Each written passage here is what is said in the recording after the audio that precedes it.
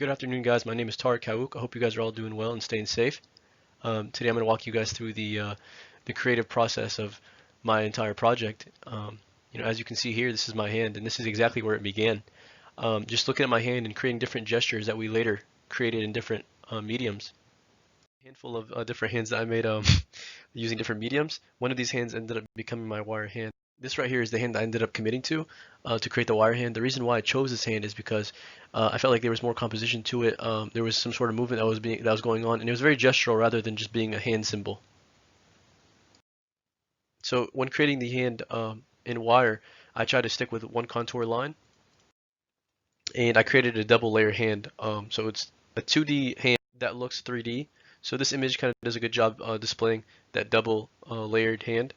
Usually the hand is clamped together, but for display purposes, I took it apart. Here's what the hand looks like. The bottom layer displays the wrinkles in your palm, and the other side is just your nails and the outer layer of your hand. So when playing with the relationship between shadow and the hand itself through analog, I noticed the intention of the hand really changes through the direction of the light, and that really ended up being one of my core concepts of my box. Here's some corner studies that were done before constructing the box.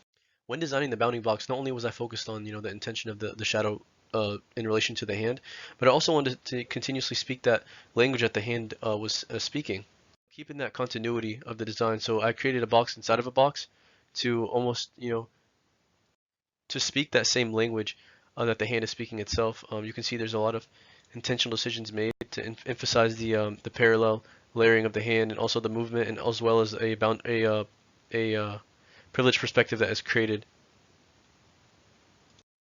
So there's a lot of attention to detail that was made when constructing the box in Rhino. Unintentionally, I made a rail system that the interior box could slide on. So here's how to build my box.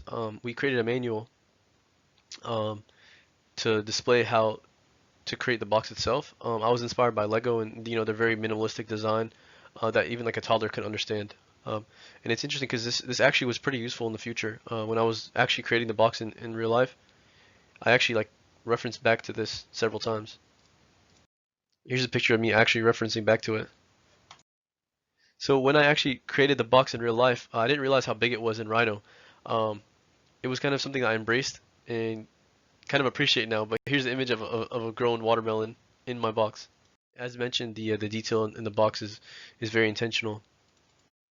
It was the purpose of it was to strike that curiosity of the viewer. This piece right here just like clicks in. It doesn't even use glue.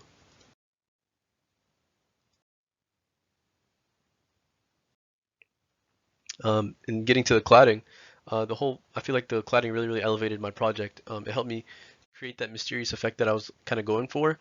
I really wanted to make the viewer kind of walk around and travel around the box itself to kind of understand what's happening. I also utilized the sliding feature of the box, and I also created little features that kind of hint to the viewer that this slides.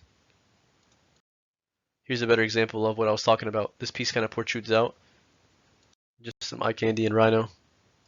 Here's the inner layer cladding folded out, and here's the exterior. So here is where my box resides.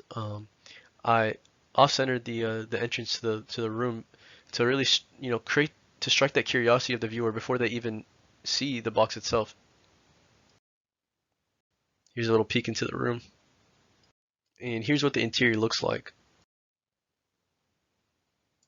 So the intention of the design of the room was to make the viewer make a decision when they walk in. They can either choose to be on the bottom floor, or they can get on the exaggerated platform that kind of exaggerates the elevation of the hand itself, and it also encourages the viewer to explore and look around the box from different angles.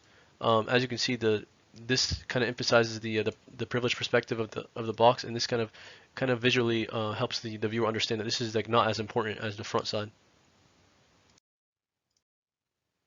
So as you can see, this is my studio setup. Sadly, I got COVID, so the construction of the box happened in my room. Here's me working.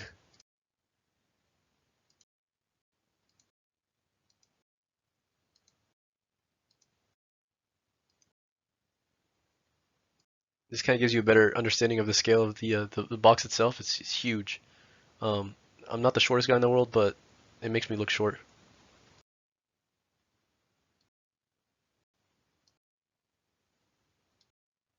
Thank you very much, and I hope you guys have a great day.